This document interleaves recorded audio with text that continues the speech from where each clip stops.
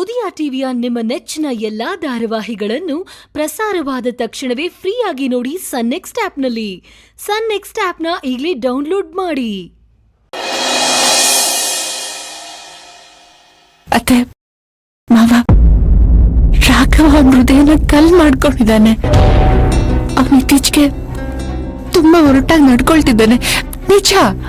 ಆದ್ರೆ ನಾವು ಅವನ ಜಾಗದಲ್ಲಿದ್ದು ಸ್ವಲ್ಪನಾದ್ರೂ ಅವನ ನೋವನ್ನ ಯೋಚನೆ ಮಾಡಿ ಅರ್ಥ ಮಾಡ್ಕೋಬೇಕಲ್ವಾ? ಅರ್ಥ ಮಾಡ್ಕೋಬೇಕು, ನಿಜ.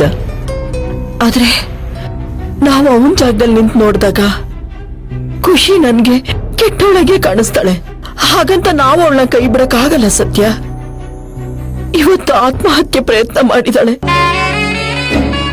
ನಾಳೆ ಒಂದ್ ವೇಳೆ ಜೀವನೇ ಹೋಗ್ಬಿಟ್ರೆ ಪಾರ್ವತಿ, ಅದ ಹಾಗಾಗ್ಬಾರ್ದು ಪಾರ್ವತಿ, ಹಾಗಾಗ್ಬಾರ್ದು. ಇನ್ ಮನೇಲಿ ಇನ್ಯಾವುದೇ ಸಾವು ನೋವು ಮಾತು ಕೂಡ ಆಡಬೇಡ. ಕಸ್ತೂರಿ ನಿವಾಸಕ್ಕೆ ಮತ್ತೊಂದು ಹೆಣ್ಣಿನ ಕಣ್ಣೀರು, ರಕ್ತದ ಶಾಪ ತಟ್ಟಬಾರ್ದು ಪಾರ್ವತಿ. ಈಗಾಗಿರೋ ದುಃಖ, ನೋವು, ಸಾವುಗಳೇ ನಮಗೆ ಸಾಕಾಗಿ ಹೋಗಿದೆ. ಹಾಗಾಗ್ಬಾರ್ದು ಅಂದ್ರೆ ಖುಷಿ ಮನಸ್ಸು ತಿಳಿಯಾಗೋವರೆಗೂ ನಾವು ಅವಳನ್ನ ಕಣ್ಣಲ್ಲಿ ಕಣ್ಣಿಟ್ಟು ನೋಡ್ಕೋಬೇಕು. ಹೌದು ಪಾರ್ವತಿ, ಹೌದು. ಒಂದೇ ಒಂದು ವಿಷಗಳಿಗೆ ಒಂದು ಜೀವನ ತೆಗೆದು ಬಿಡುತ್ತೆ ಅಲ್ವಾ? ಅದು ಮಿಕ್ಕದವ್ರಿಗೆ ಇಡೀ ಜೀವನ ನರಳೋ ಹಾಗೆ ಮಾಡ್ಬಿಡುತ್ತೆ.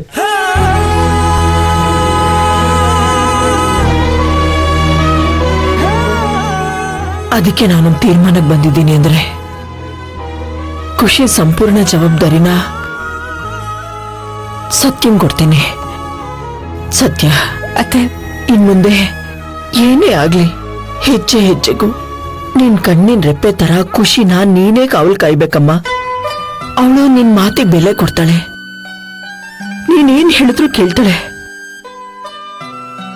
ಅವಳನ್ನ ನೀನೇ ಹೇಗಾದ್ರೂ ಮಾಡಿ ಸಮಾಧಾನ ಮಾಡಿ ನೋಡ್ಕೋಬೇಕಮ್ಮ. ಸತ್ಯ, ಅತ್ತೆ ಅವಳು ದುಡುಕುದ್ಲ ಅಂತ ಅವಳಿಗೂ ಅನ್ನಿಸ್ತಾ ಇದೆ. ಮತ್ತೆ ಇನ್ನೊಂದ್ಸರಿ ಈ ರೀತಿ ತಪ್ಪು ಮಾಡಲ್ಲ ಅಂತ ನನ್ ಭಾಷೆ ಕೊಟ್ಟಿದ್ದಾಳೆ. ಅತ್ತೆ, ನೀನ್ ಹೇಳ್ತಾ ಇರೋದೇನೋ ನಿಜ. ಆದ್ರೆ ಇವತ್ತಾದ ಘಟನೆಯಿಂದ ಅವಳ ಮನ್ಸು ಮತ್ತೆ ನೋವು ತಿಂದಿರುತ್ತೆ. ನೊಂದಿರ ಮನ್ಸಿಗೆ ಯಾವ ಆಣೆ, ಪ್ರಮಾಣ, ಭಾಷೆಗಳು ನೆನಪಿಗೆ ಬರೋಲ್ಲಮ್ಮ. ಸತ್ಯ, ಹೌದಮ್ಮ. ನೀನ್ ಖುಷಿ ಜೊತೆ 3 ಹೊತ್ತು ಇದ್ದು ಅವಳನ್ನು ಕಾಪಾಡಬೇಕು. ಅವಳ ಸಂಪೂರ್ಣ ಹೊಣೆ ನಿಂದೆ ಅಮ್ಮ. ಸರಿ ಮಾವ, ನಾನು ನೋಡ್ಕೊಳ್ತೀನಿ. ಆದ್ರೆ ಅತ್ತೆ ಮಾವ, ನೀವಿಬ್ರು ಅಳೋದನ್ನ ನನ್ನಿಂದ ನೋಡಕ್ಕಾಗೋದಿಲ್ಲ. ದಯವಿಟ್ಟು ನಿಮ್ಮ ಕೈ ಮುಗಿದ್ ಕೇಳ್ಕೊತೀನಿ, ನೀವಿಬ್ರು ಅಳ್ಬೇಡಿ.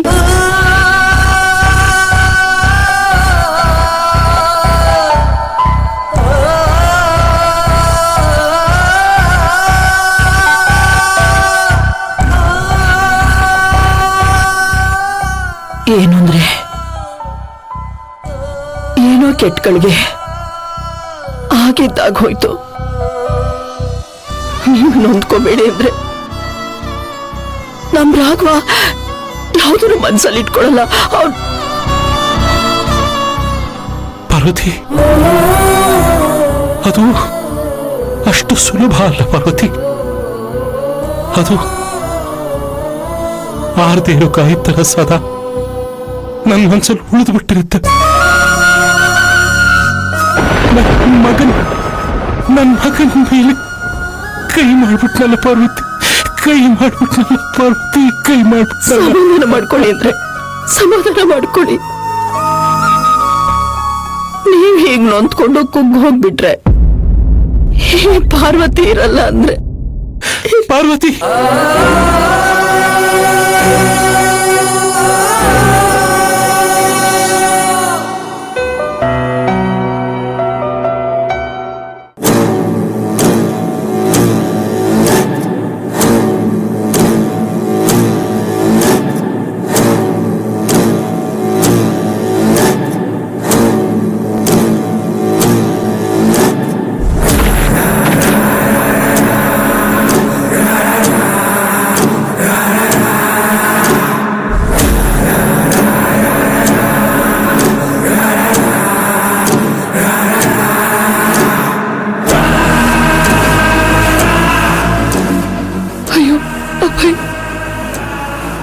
ಯಾಕೆ ಸರ್, ಯಾಕೆ ಹೀಗೆ ಚಿತ್ರಹಿಂಸೆ ಕೊಡ್ತಿದ್ದೀರಾ? ದಯವಿಟ್ಟು ಸಾಯಿಸೋ ಹಾಗಿದ್ರೆ ನಮ್ಮನ್ನ ಒಟ್ಟಿಗೆ ಸಾಯಿಸ್ಬಿಡಿ. ಈ ತರ ಹಿಂಸೆ ಕೊಡ್ಬೇಡಿ. ಇವತ್ತು ಈ ನಿನ್ ಮಗನ್ ಸ್ಥಿತಿ ನೋಡಿ ನಿನ್ ಕರುಳು ಚುರುಕ್ ಅಂತಿದೆ ಅಲ್ಲ, ಹೊಟ್ಟೆ ಸಂಕಟ ಪಡ್ತಾ ಇದೆ ಅಲ್ಲ. ಇದೇ ಬೇರೆಯವ್ರ ಮಕ್ಕಳನ್ನ ಸಾಯಿಸ್ಬೇಕಾದ್ರೆ ನಿನಗೆ ಈ ಸಂಕಟ ಗೊತ್ತಾಗ್ಲಿಲ್ವಾ? ಯಾಕೆ ವಸಿಷ್ಠ ಅವ್ರೆ, ಮೃದುಲನ ಕೊಲೆ ಮಾಡಿಸಿದ್ದು ನಾವೇ ಅಂತ ಈ ಹಿಂದೆ ವಿಷಯ ನಿಮ್ಗೆ ಗೊತ್ತಿತ್ತಲ್ವಾ? ಆದ್ರೆ ಇವತ್ ಯಾಕೆ ಇಷ್ಟೊಂದು ಆಕ್ರೋಶ ನಿಮ್ಗೆ? ಯಾಕೆ ಚಿತ್ರಹಿಂಸೆ ಕೊಡ್ತಾ ಇದ್ದೀರಾ ನಮ್ಗೆ? ಜ್ಞಾನೋದಯ ಆಯ್ತು. ಇವತ್ತು ನನಗೆ ಜ್ಞಾನೋದಯ ಆಯ್ತು. ಏನು ಏನ್ ಸಿಕ್ತು ನಿಮ್ಗೆ? ಅವಳನ್ನ ಕೊಲ್ಸಿ ಏನ್ ಪಡ್ಕೊಂಡ್ರಿ?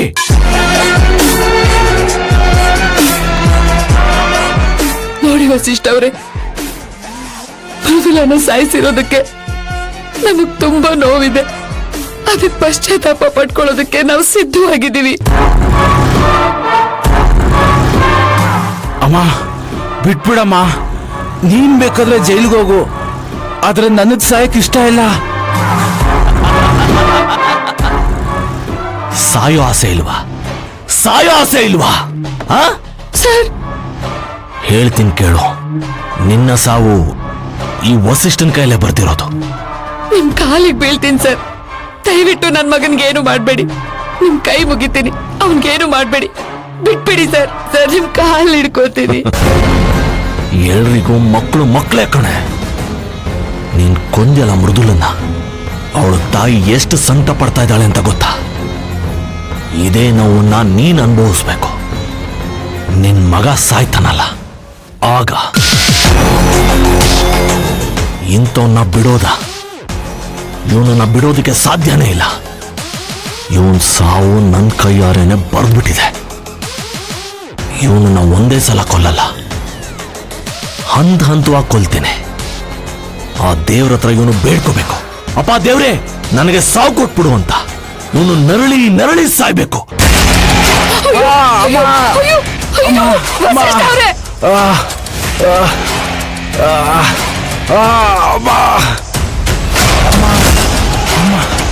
ಅಯ್ಯೋ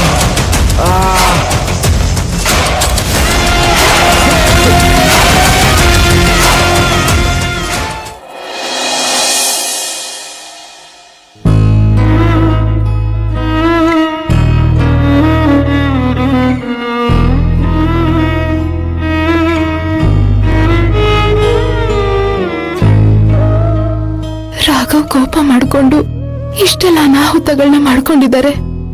ಪ್ರತಿ ಹೆಜ್ಜೆ ಹೆಜ್ಜೆಗೂ ಅವ್ರಿಗೆ ಒಂದಲ್ಲ ಒಂದು ನೋವು ಆಗ್ತಾನೆ ಇದೆ. ಏನ್ ಮಾಡೋದು?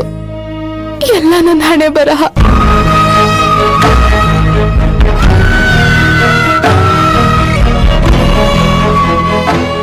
ಒಳಗಡೆ ಹೋದ್ರೆ ಅದಕ್ಕೂ ಏನಾದ್ರೂ ಬೈತಾರೆ. ಇಲ್ಲ, ಹೆಂಡತಿಯಾಗಿ ಕೆಲವೊಂದು ಕರ್ತವ್ಯಗಳನ್ನ ನಿಭಾಯಿಸ್ಬೇಕು. ಹೇಗೂ ರಾಘವಿಲ್ಲ.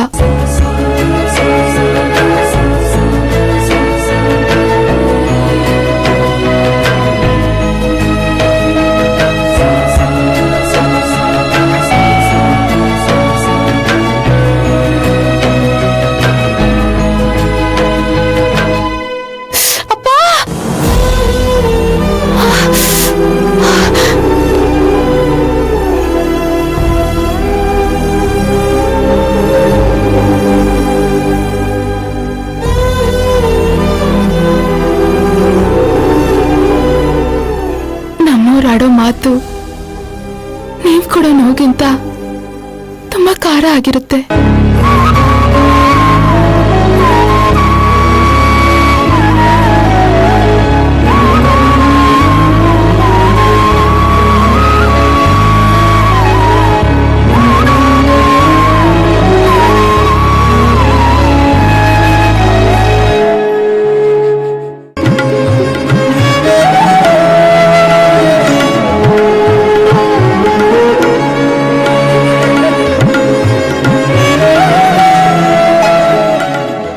ಖುಷಿ, ಏನು ಇದೆಲ್ಲ? ಏನಾಯ್ತು? ಏನಿಲ್ಲ ಅಮ್ಮ, ರಾಘವ್ ರೂಮಲ್ಲಿ ಇರ್ಲಿಲ್ಲ, ಅದಕ್ಕೆ ರೂಮ್ ಕ್ಲೀನ್ ಮಾಡೋಣ ಅಂತ ಬಂದೆ. ಹಾಸಿಗೆ ಸರಿ ಮಾಡುವಾಗ ಇದೆಲ್ಲ ಬಿದೋಯ್ತಷ್ಟೇ. ಇದನ್ನ ನಾನ್ ನಂಬೇಕು. ನಿಜ ಅಮ್ಮ, ನನ್ ಕೈ ತಪ್ಪಿನೇ ಇದೆಲ್ಲ ಆಗಿದ್ದು. ಇದು ನಿನ್ ಕೈ ತಪ್ಪು ನಡೆದಿದ್ದ ಅಥವಾ ನನ್ ಮಗನ್ ತಾಳ್ಮೆ ತಪ್ಪು ನಡೆದಿದ್ದ? ನನ್ ಮಗನ ಅಹಂಕಾರದಿಂದ ಆಗಿರೋ ಅಲಂಕಾರ ಇದು. ಇಲ್ಲ ಅಮ್ಮ, ತುಂಬಾ ಬೈದ್ನ ಕಂದ. ನಿಜವಾಗ್ಲೂ ಇಲ್ಲ ಅಮ್ಮ, ಅವ್ರೇನು ಮಾತಾಡಿಲ್ಲ, ಪ್ರಾಮಿಸ್. ನಿನ್ ಗಂಡನ್ ಎಲ್ಲಿ ಬಿಟ್ಕೊಡ್ತೀಯ ಹೇಳು? ಈ ನಿನ್ ಬಂಗಾರದಂತ ಮನ್ಸು ನನ್ ಮಗನಿಗೆ ಯಾಕೆ ಅರ್ಥ ಆಗ್ತಿಲ್ಲ? ಒಂದಿನ ಅರ್ಥ ಆಗತ್ತೆ ಅಂತ ನೀವೇ ಹೇಳಿದ್ರಲ್ಲಮ್ಮ. ಅಲ್ಲಿ ತನಕ ನಾನು ತಾಳ್ಮೆಯಿಂದ ಕಾಯ್ತೀನಿ. ನೋಡಿ ನಾನು ಹೇಗ್ ನಗ್ತಾ ಇದ್ದೀನಿ. ನನ್ ಮಗ ನಿನ್ಗೆಷ್ಟೇ ನೋವು ಕೊಟ್ರು, ಚುಚ್ಚು ಮಾತಾಡಿದ್ರು, ಬಂಡೆಗಲ್ಲಾಗಿರ್ಬೇಕು ಅಂತ ನಿರ್ಧಾರ ಮಾಡ್ಬಿಟ್ಟಿದ್ಯಲ್ವಾ ಮಗಳೇ? ನಿಜವಾಗ್ಲೂ ನಿನ್ನ ನೋಡಿದ್ರೆ ಹೆಮ್ಮೆ ಆಗುತ್ತೆ. ಈ ಆತ್ಮಸ್ಥೈರ್ಯಕ್ಕೆ ನೀವೇ ಕಾರಣ ಅಲ್ವಾ? ಆದ್ರೂ ನಿನ್ನೊಂದ್ ಪ್ರಶ್ನೆ ಕೇಳಲ್ಲ? ರಾಘವ ನಿನ್ ಮನ್ಸನ್ನ ಇಷ್ಟೆಲ್ಲ ನೋಯಿಸ್ತಿದ್ರು, ಚುಚ್ಚಿ ಚುಚ್ಚಿ ಮಾತಾಡಿ ಅವಮಾನ ಮಾಡ್ತಿದ್ರು, ಅವನ್ ಬಗ್ಗೆ ನಿನ್ಗೆ ಯಾಕೆ ಇಷ್ಟೊಂದು ಕಾಳಜಿ? ಯಾಕಿರ್ಬಾರ್ದು ಅಮ್ಮ? ಎಷ್ಟೇ ಆಗ್ಲಿ ಅವ್ರ ನನ್ ಗಂಡ. 2 ಮಾತ್ ಬೈದ್ರು ಒಂದ್ ಕಾರಣಕ್ಕೆ ದೂರ ಇರಕ್ಕಾಗಲ್ಲ ಅಲ್ವಾ? ಇಷ್ಟೇ ಅಮ್ಮ ಜೀವನ. ಇದನ್ನ ಅರ್ಥ ಮಾಡ್ಕೊಂಡ್ ಬಾಳಿದ್ರೆ ಯಾವ ತಪ್ಪುಗಳು ಆಗಲ್ಲ. ಖುಷಿ, ನನ್ ಮಗನ್ ಪರವಾಗಿ ನಾನ್ ನಿನ್ನ ಕ್ಷಮೆ ಕೇಳ್ತೀನಿ. ಕ್ಷಮಿಸ್ಬಿಡು ಕಂದ. ಅಯ್ಯೋ ಅಮ್ಮ, ನೀವ್ಯಾಕೆ ಕ್ಷಮೆ ಕೇಳ್ತಾ ಇದ್ದೀರಾ? ನಾನ್ ತಗೊಂಡ ನಿರ್ಧಾರದಿಂದ ಇವತ್ತು ಮಾವ ಅವ್ರ ಮೇಲೆ ಕೈ ಮಾಡೋ ಹಾಗಾಯ್ತು. ಇದಕ್ಕೆಲ್ಲ ನಾನೇ ಕಾರಣ ಅಮ್ಮ, ನಂದೇ ತಪ್ಪು. ನನಗ್ ಕ್ಷಮಿಸ್ಬಿಡಿ. ಅವ್ರು ನನ್ನ ಬೈಯೋದ್ರಿಂದ, ಅವಮಾನ ಮಾಡೋದ್ರಿಂದ, ಕಣ್ಣೀರ್ ಹಾಕ್ಸೋದ್ರಿಂದ ಅವ್ರಿಗೆ ಖುಷಿ ಸಿಗುತ್ತನ್ನೋದಾದ್ರೆ ನಾನು ಅವಮಾನಗಳನ್ನ ಖುಷಿಯಾಗಿ ಸ್ವೀಕರಿಸ್ತೀನಮ್ಮ. ಸತ್ಯ ಹೇಳ್ದಿರೋ ತಪ್ಪಿಗೆ ಶಿಕ್ಷೆ ಆಗ್ತಿದೆ ಅಂತ ಆ ಶಿಕ್ಷೆನ ಅನುಭವಿಸ್ತೀನಿ. ಇನ್ಮೇಲೆ ಏನೇ ಆಗ್ಲಿ ಅಮ್ಮ, ಎಲ್ಲನೂ ಧೈರ್ಯದಿಂದ ಎದುರಿಸ್ತೀನಿ. ಈ ಮನೆ ಸೊಸೆಯಾಗಿ, ರಾಘವನ್ ಹೆಂಡತಿಯಾಗಿ ನನ್ನ ಕರ್ತವ್ಯಗಳನ್ನ ನಾನು ನಿಭಾಯಿಸ್ತೀನಿ ಅಮ್ಮ.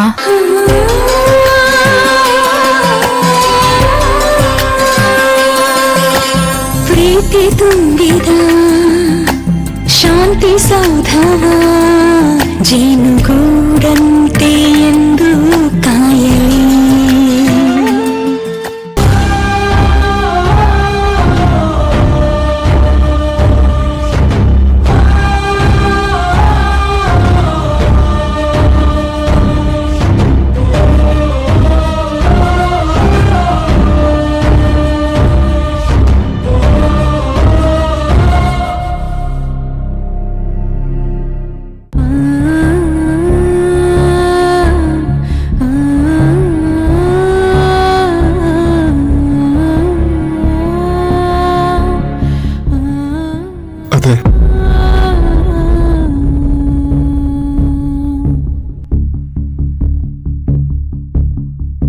ಅಲ್ಲ, ಅದೇ ಏನಾಯ್ತು? ಏನಾದ್ರೂ ಮಾತಾಡಿ. ಅದೇ ಕಸ್ತು,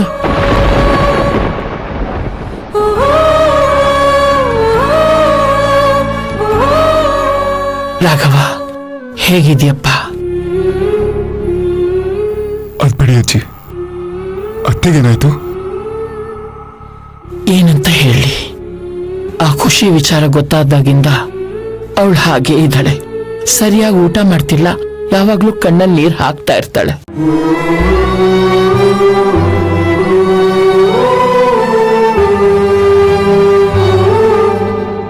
ಅತ್ತೆ, ನಿಮ್ ಪರಿಸ್ಥಿತಿ ಬೇರೆ ಅಲ್ಲ, ನನ್ನ ಪರಿಸ್ಥಿತಿ ಬೇರೆ ಅಲ್ಲ. ನಾವಿಬ್ರು ಒಂದೇ ದೋಣಿ ಮೇಲೆ ಪ್ರಯಾಣ ಮಾಡ್ತಿದ್ದೀವಿ. ನಮಗೆ ನಾವೇ ಸಮಾಧಾನ ಮಾಡ್ಕೋಬೇಕಷ್ಟೆ. ಅತ್ತೆ, ಪ್ಲೀಸ್ ಏನಾದ್ರೂ ಮಾತಾಡಿ. ಈ ರೀತಿ ಮೌನವಾಗಿರ್ಬೇಡಿ. ನೋಡೋಕ್ಕೂ ಇಷ್ಟ ಇಲ್ವಾ? ಹ? ಸರಿ ಅತ್ತೆ, ಹಾಗೇನಾದ್ರೂ ಇದ್ರೆ ಹೇಳ್ಬಿಡಿ. ನಾನು ಈ ಆಶ್ರಮಕ್ಕೆ ಬರ್ಬೇಡ ಅಂತ ಹೇಳೋದಕ್ಕೆ ನಾನ್ಯಾರು ರಾಘವ? ನಾನೇ ಬೇಡ ಅಂತ ನೀವೆಲ್ಲ ತೀರ್ಮಾನ ಮಾಡಿದಿರಲ್ಲ.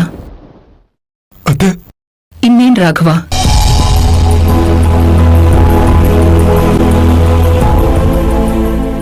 ಆ ಕೊಲೆಗಾರ್ತಿ ಇಲ್ಲ ನಾನು, ನಮ್ಮಿಬ್ರಲ್ಲಿ ಯಾರಾದ್ರೂ ಒಬ್ರನ್ನ ನೀವು ಆಯ್ಕೆ ಮಾಡ್ಕೊಳ್ಳಿ ಅಂದಾಗ ನೀವುಗಳು ಆಯ್ಕೆ ಮಾಡ್ಕೊಂಡಿದ್ದು ಅವಳನ್ನೇ ತಾನೆ. ನಾನ್ ಬೇಡ ಅಂತ ನಿರ್ಧಾರ ಮಾಡಿದ್ಮೇಲೆ ಇನ್ ಯಾವ ಸಂಬಂಧ ಇಟ್ಕೊಂಡು ನಾನು ನಿನ್ ಹತ್ರ ಮಾತಾಡ್ಲಿ? ಏನು ಅಂತ ಮಾತಾಡ್ಲಿ? ಅತ್ತೆ, ಪ್ಲೀಸ್ ಹಾಗೆಲ್ಲ ಮಾತಾಡಕ್ ಹೋಗ್ಬೇಡಿ. ನಿಮ್ಮನ್ನ ನಾನು ಯಾವತ್ತೂ ದೂರ ಇಟ್ಟಿಲ್ಲ. ಆ ಕೊಲೆಗಾರ್ತಿಗೋಸ್ಕರ ನಿಮ್ಮನ್ನ ದೂರ ಮಾಡಕ್ ಇಷ್ಟ ಇಲ್ಲ ಅತ್ತೆ. ನನಗಮ್ಮ ಬಿಟ್ರೆ ನೀವೇ ಅತ್ತೆ ಅಲ್ಲ. ಅತ್ತೆ, ನನಗಮ್ಮ ಬೇರೆ ಅಲ್ಲ, ನೀವು ಬೇರೆ ಅಲ್ಲ. ನಿಮ್ಮನ್ನ ಕಳ್ಕೊಳಕ್ ನನಗಿಷ್ಟ ಇಲ್ಲ ಅತ್ತೆ. ಯಾರಾದ್ರೂ ಕೊಲೆಗಾರ್ತಿಗೋಸ್ಕರ ತಾಯಿನ ದೂರ ಮಾಡ್ಕೋತಾರ ಹೇಳಿ? ಅತ್ತೆ, ದಯವಿಟ್ಟು ಈ ರೀತಿ ಮೌನವಾಗಿದ್ದು ನನ್ನ ದೂರ ಮಾಡಬೇಡಿ. ಪ್ಲೀಸ್ ಅತ್ತೆ, ನನ್ನ ದೂರ ಮಾಡಬೇಡಿ.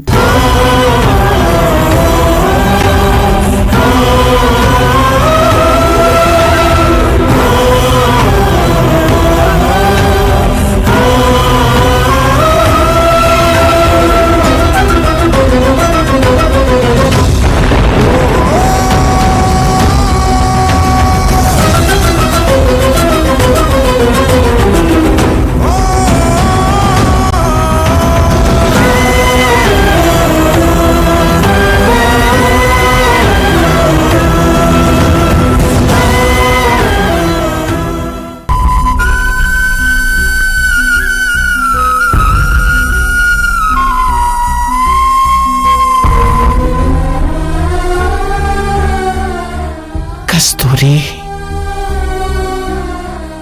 ನಿನ್ ಮನಸ್ಸು ಎಷ್ಟು ಒಡೆದಿದ್ಯೋ ಅಷ್ಟೇ ರಾಘವನ್ ಮನಸ್ಸು ಒಡೆದಿದೆ ಕಣೆ. ನೀನು ನಿನ್ ಮಗಳನ್ನ ಕಳ್ಕೊಂಡಿದ್ಯಾ, ಅವನು ಹೆಂಡತಿನ ಕಳ್ಕೊಂಡಿದ್ದಾನೆ. ಖುಷಿ ಆ ಮನೆಗೆ ವಾಪಸ್ ಬಂದಿದ್ದಕ್ಕೆ ನಿಂಗೆ ಎಷ್ಟು ನೋವು ಆಗಿದ್ಯೋ ಅಷ್ಟೇ ನೋವು ಅವನಿಗೂ ಆಗಿದೆ ಕಣೆ. ಅವನು ನಿನ್ನ ಮಾತಾಡ್ಸಕ್ ಬಂದಿದ್ದಾನೆ ಕಣೆ, ಮಾತಾಡ್ಸು. ಅವನ ಮನ್ಸನ್ನ ನೋಯಿಸ್ಬೇಡ ಕಣೆ. ಅಮ್ಮ, ನನಗೇನ್ ಹೇಳ್ಬೇಕು ಅಂತಾನೆ ತಿಳಿತಾ ಇಲ್ಲ. ನನಗೆಲ್ರೂ ಇದ್ದು ಅನಾಥಳಾಗಿದ್ದೀನಿ. ನನ್ನವರೇ ನನ್ನನ್ನ ದೂರ ಮಾಡಿ ತುಂಬಾ ನೋವು ಕೊಟ್ಬಿಟ್ರಮ್ಮ. ನಾನು ನಿಮ್ಮನ್ನ ಯಾವತ್ತೂ ದೂರ ಮಾಡಿಲ್ಲ. ನಮ್ಮ ಮನೆಯವರು ನಿಮ್ಮನ್ನು ದೂರ ಮಾಡೋದಕ್ಕೆ ಅವಕಾಶ ನಾನು ಕೊಡಲ್ಲ. ಆದ್ರೆ ಪರಿಸ್ಥಿತಿ ನಮ್ಮ ಪರ ಇಲ್ಲ ಅಷ್ಟೆ.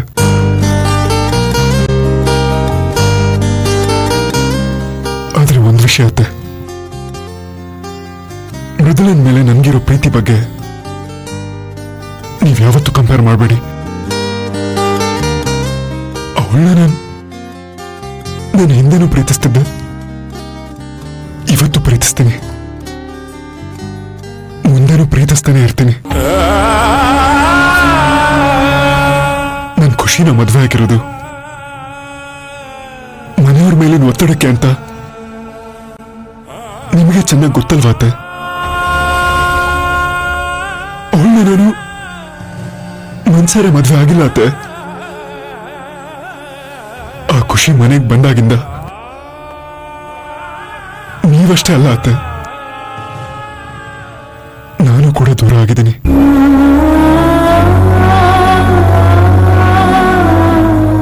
ಅವಳ ಮೇಲೆ ಸ್ವಲ್ಪ ರೇಗಾಡಿದ್ರು ನಮ್ಮ ಮನೆಯವರೆಲ್ಲ ಅವಳ ಪರವಾಗಿ ನಿಲ್ತಾರೆ. ನನ್ನ ಒಬ್ಬಂಟಿ ಮಾಡಿದ್ದಾರೆ. ಯಾವತ್ತು ನನ್ನ ಮೇಲೆ ಜೋರಾಗಿ ಮಾತಾಡ್ದಿರೋ ನಮ್ಮಮ್ಮ